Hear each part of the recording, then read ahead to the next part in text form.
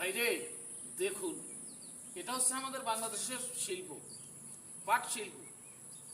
যেই পাট শিল্প এগুলো দিয়ে এখন বর্তমানে পলিথিন আবাদ বন্ধ করে দেওয়ার জন্য চেষ্টা করতেছে, এবং এই পাট শিল্প দিয়ে এটা দিয়ে মানুষ উপার্জনের টাকা, উপার্জনের একটা সচ্ছলতা এবং বাণিজ্য, এটা আমাদের খুবই ভবিষ্যতের একটা সফলতার দিক। যেই পাট শিল্পর কারণে আজকে আমাদের খুলনা শহরটা, এখন বর্তমানে খুলনা শহরটা অনেক চাঙ্গা ছিল এই পাটের কারখানা দিয়ে, পাটের মিল দিয়ে, জুট মিল দিয়ে, কিন্তু এখন বর্তমানে সেই আদম জুট মিল, পাট মিল, অনেকগুলো মিল বন্ধ রয়েছে।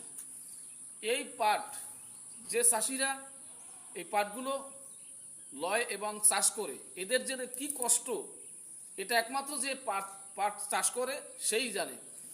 ছোটোর থেকে এতটুক থেকে শুরু করে, মানে দানা ফালাবার থেকে, বলতে গেলে দানা ফালাবার থেকেই পরিশ্রম করতে হয়। প্রথম পাটের বিচি বুনতে হয়, এরপরে সেই পাট যখন এতটুক সাইজের হয় তখন সেই পাট খোটাই দিতে হয় আপনার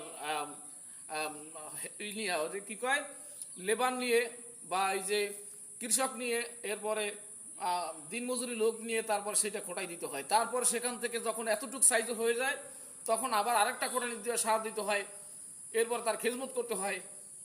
এরপরে যখন বড় হয়ে যায়, এতটুকু সাইজ হয়ে যায়, তখন এটারে বাস দিতে হয়। বাস দেওয়ার পরে এরপরে আবার অপেক্ষা করতে হয় যখন পাট বাতি হয়ে যায়।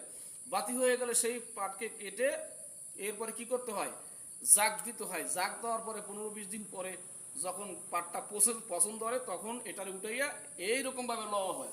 এরকম ভাবে লইলে পরে তারপরে সেই পাটটারে কি করে শুকাইয়া, বাঁশের মাথায় দিয়ে শুকাইয়া তারপরে বিক্রি করতে যায়। তাহলে দেখেন কত পরিশ্রম করে। যদি এই পাটের মন যদি 20,000 টাকাও হয়, তারপরও কৃষকের কোনো শ্রমের মূল্য পাওয়া যায় না।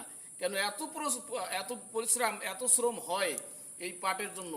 কিন্তু প্রিয় ভাই, ভিডিওটা সর্বোচ্চ ভাইরাল করে দিবেন এবং ভিডিওটা সর্বোচ্চ শেয়ার করে দিবেন, যাতে করে আপনার বন্ধু বান্ধব এবং উপদেষ্টা সহ আমাদের বাংলাদেশের যে কর্মকর্তা রয়েছে তাদের চোখে যেন পড়ে এই ভিডিওটা, যাতে করে পাট শিল্পের উপরে গুরুত্ব দেয় যেন তারা। প্রিয় ভাই, আল্লাহ হাফেজ।